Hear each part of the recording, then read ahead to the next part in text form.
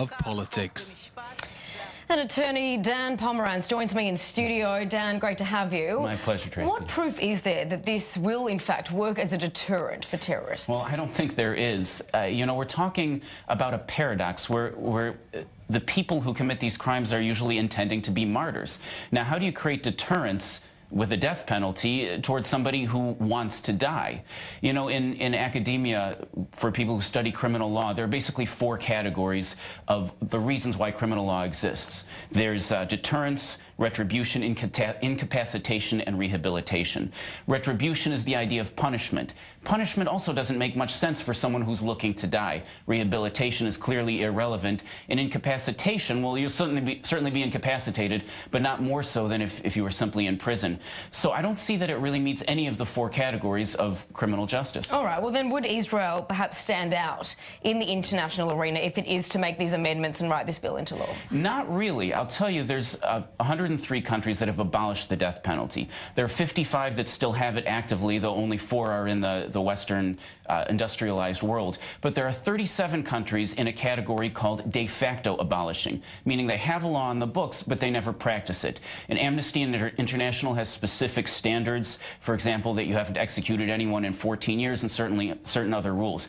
Israel is in that category. And even with another law on the books, Israel already has an existing law, unless the behavior of judges and prosecutors significantly changes. Israel would stay in that category of de facto having abolished the death penalty. All right, so you mentioned 103 countries have abolished it. I think you said 55 still have that bill in law. So then why is Israel moving towards this method of so-called deterrence while others are moving away from it? Well, I'm not entirely sure that Israel is. It's important to distinguish between the military side and the civilian side. The civilian law, everyone knows, is the law under which Adolf Eichmann, a major Nazi commander, was executed under. That's a law that allows execution for crimes against humanity and major events like that. On the other hand, there is a military law that allows execution for terrorists.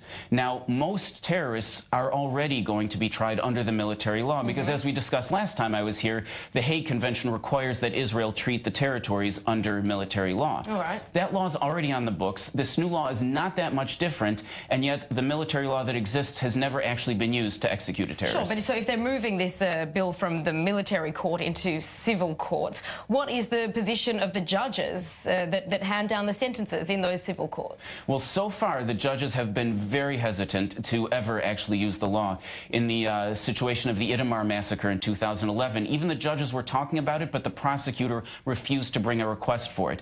That's really been the position of judges and prosecutors throughout Israel, and it doesn't look like that's likely to change even if the laws on the books change. All right. Now, the question that people ask is, why have this law at all if it's so ineffective? And the answer is, I think there's a sense of helplessness in Israel that if somebody's imprisoned, they end up being let go in a prisoner swap later, or perhaps a person who commits a terror act does it in a way that's very remorseless. In the recent attack in Hamalish, they said that the terrorist was laughing when he committed the attack. So I think people are reaching for anything that makes a difference. But of course, if the law itself doesn't actually change deterrence or retribution, then it won't have the effect people are looking for. All right, so now in this context, it seems we're talking about Palestinian terrorists. Will this also apply to Jewish terrorists?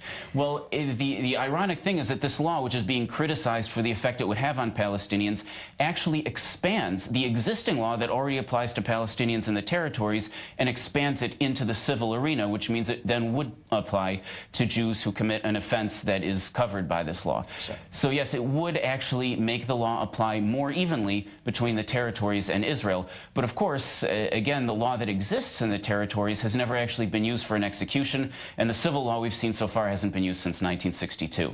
All right. So I doubt it's actually going to make a significant change. It seems to be more of a political move. Okay, Dan Pomerantz, thank you so much for that insight. My pleasure, Tracy.